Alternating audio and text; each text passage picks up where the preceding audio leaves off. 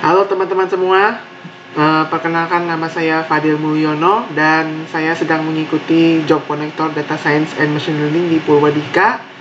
Dan di video kali ini kita akan membahas Capstone Project Modul 3, di mana kita sudah belajar tentang machine learning mengenai regression, classification. Tapi dalam project kali ini kita akan fokus dalam classification untuk dataset travel insurance. Untuk lebih lanjut, ayo kita mulai pembahasan dan live code-nya.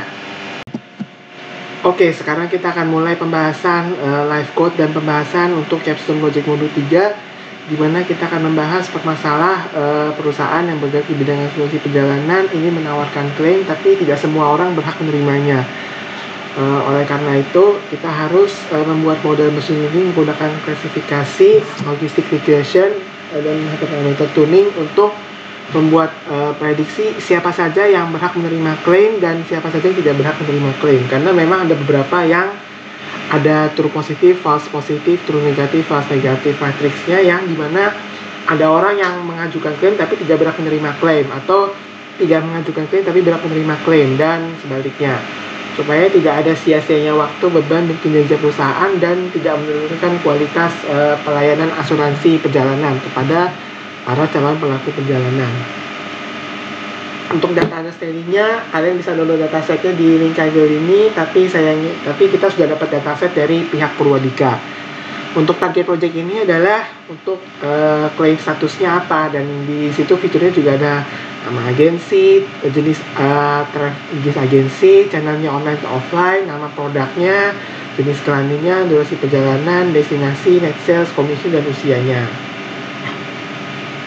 Seperti biasa kita harus import necessary library, dan ini import banyak sekali library tapi tidak semuanya dibutuhkan. Load dataset, kita udah tahu lah cara backup read CSV nya. Untuk infonya, sekarang kita harus data cleaning-nya, tapi untuk sebelum cleaning kita harus ubah data cleaning jadi 01, di mana 1 melambangkan berhak menerima klaim dan 0 tidak berhak menerima klaim. Dan juga ganti nama kolom commission in value jadi commission supaya tidak sering menulis kurung value-nya. Dan kita lihat jumlah unique value-nya, dan ada beberapa yang dan kita lihat hanya kolom gender yang punya missing value 0-nya. Kita lihat dari bar chart dan matriksnya, dan juga dari diagram sini gender hanya berkorelasi dengan usia. Jadi kita harus kelompokkan berdasarkan usianya, dan terlihat 30-39 tahun itu tidak mengisi gendernya. Jadi kita harus hapus semua kolom dengan gender kosong, tapi saya juga ingin hapus kolom gender sekalian karena tidak pengaruh sama algoritma machine learning yang akan kita lakukan ya. Untuk duplicate value-nya ada 1001.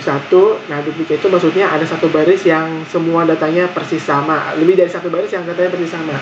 Ada 1001, jadi kita hapus saja. Untuk outlier di sini, dan kita lihat visualisasi menggunakan histogram dan Fox and Whisker, dan dilihat kebanyakan outlier itu tidak mengajukan klaim. Tapi sebelum kita hapus klaim itu kita harus lihat invalid value-nya dulu. Invalid value itu kan karena selain tidak komplit, jadi kita hapus saja itu missing value-nya. Dan juga invalid itu karena mereka mengajukan untuk yang secara perusahaan asuransi lebih dari 15 bulan itu dianggap invalid 15 bulan. Tapi karena kebanyakan tuh 1 bulan, 3 bulan, 6 bulan, 1 tahun, 3 tahun, 1,5 bulan, 18 bulan, yang lebih itu dianggap invalid. Dan juga kita hapus yang untuk usia lebih dari 100 tahun karena memang udah tidak mampu, dan ada yang udah meninggal. Jadi kita hapus saja outlier invalid value-nya, tapi untuk outlier lain tidak usah kita hapus. Sekarang kita masuk ke data analisisnya, dan kita lihat bahwa ada 95,8% tuh yang tidak mengajukan klaim. Yang mengajukan klaim itu hanya 4% saja. Dan kita lihat visualisasi menggunakan bar chart, bar plotnya itu, kita bisa melihat popularitas dari masing-masing kolom, di mana agensi C2B, WCKM itu paling populer untuk yang mengajukan klaim. Agensinya ada di bidang maskapai dan agensi travel, distribusi online dan offline. Ada klaimnya Silver, Gold Plan, Travel Protection. Dan juga destinasi travelnya dari Singapura, Amerika, Kanada, New Zealand, Netherlands, dan memang itu destinasi paling populer di saat kita liburan. Dan kita lihat durasi perjalanan itu kebanyakan short term, kurang dari 50 hari, Untuk usia orangnya seperti kita lihat dari pengelompokan gender berdasarkan dulu itu 30 tahun kebanyakan ya, dan kebanyakan traveler itu 20 sampai 60 tahun. Nah, kita lanjut ke feature engineering menggunakan encoding variable, menggunakan one hot untuk yang menggunakan one hot encoder untuk yang hanya data unik seperti agency type dan distribution channel, dan juga binary encoding untuk yang banyak sekali data-data unik. Kita juga terapkan transformer dan hasilnya 0101 untuk base encodernya seperti caranya binary, angka binary di dalam ilmu komputer fundamental. Jadi kita gunakan transformer untuk mengeluarkan feature name-nya, ada 4 kolom agency, 5 kolom product name, dan 7 kolom destinasi. Jadi kita keluarkan untuk agency type sama distribution channel ini, kita keluarkan namanya, dan kita ganti namanya supaya untuk mengikuti dataset aslinya yang tidak terlalu complicated untuk membacanya. Kita target dan feature-nya, kita tentukan target claim-nya, dan juga splitting menggunakan train test split, explain, access, white train, dan white test.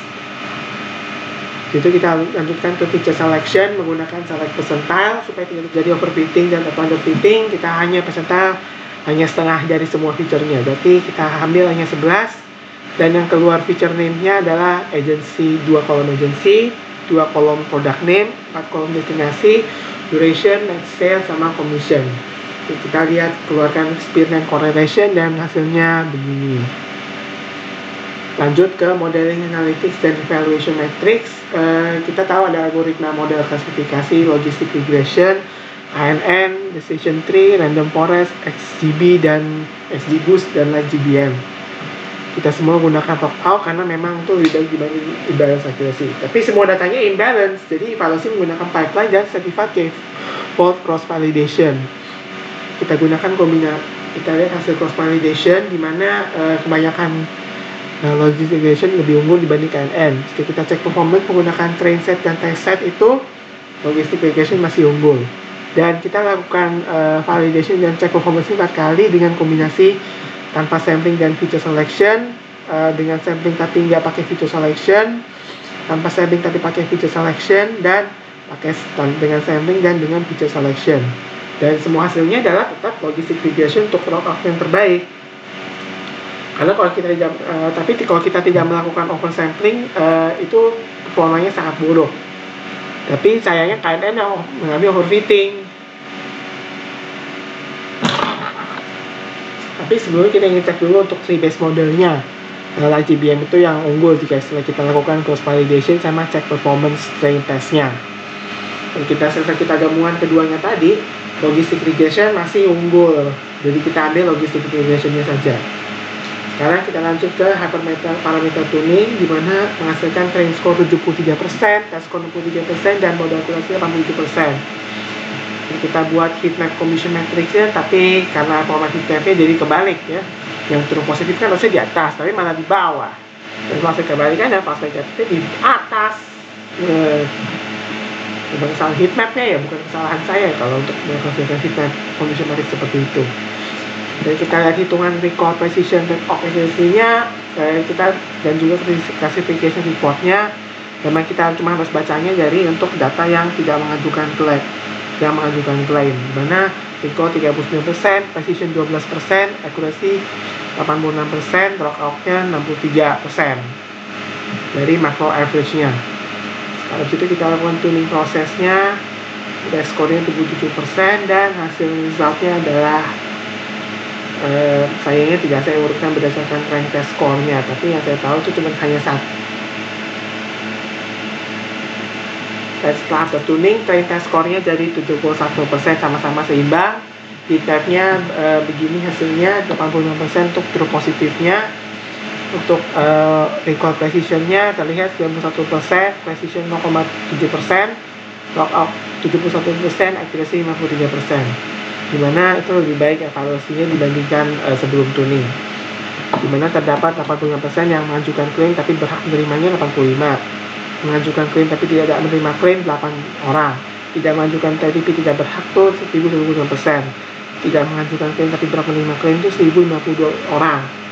Berarti yang berhak menerima klaim itu adalah 1027 orang, dan tidak berhak menerima klaim 1193 orang. Dan berarti 91% yang menerima klaim di prediksi yang benar, hanya 70% dari yang mengajukan klaim di prediksi yang benar, dan 53 yang dites berarti di prediksi yang benar. Sekarang kita harus saving modelnya dulu menggunakan pickle, dan sebelum kita selesaikan kita harus lihat feature importance-nya dulu menggunakan logistic regression, importance-nya, short value attribute-nya. Tapi hasilnya adalah agency produk ini nama agency type, tapi yang pengaruh cuma agensi, jenis produk, sama tipe agensinya. Berarti kurang baik ya untuk feature importance-nya. Harusnya kita harus mempertimbangkan berdasarkan durasi, age, sama commission. Tapi kedepannya sebenarnya kalau destination itu bisa dihapus kalau kita buat calon pelaku perjalanan ingin mengajukan untuk menerima klaim. Nanti kita harus mempertimbangkan berdasarkan asuransi agensi dan produk asuransi memungkinkan paling bisa untuk menghasilkan klaim yang bisa diklaim.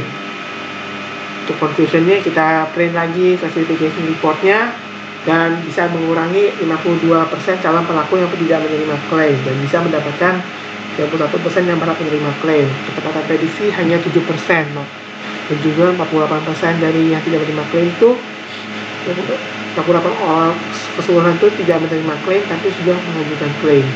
Tapi sayangnya algoritma dan model ini belum maksimal, harusnya pakai yang lebih variasi lagi.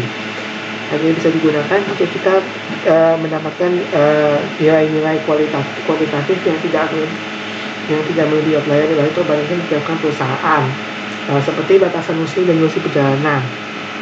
Dan rekomendasi untuk saya untuk proyek ini adalah kita harus mewajibkan semua calon pelaku perjalanan yang mengajukan asuransi klaim untuk mengisi data secara lengkap masuk kolom gender. Oleh karena itu kita tidak perlu lagi untuk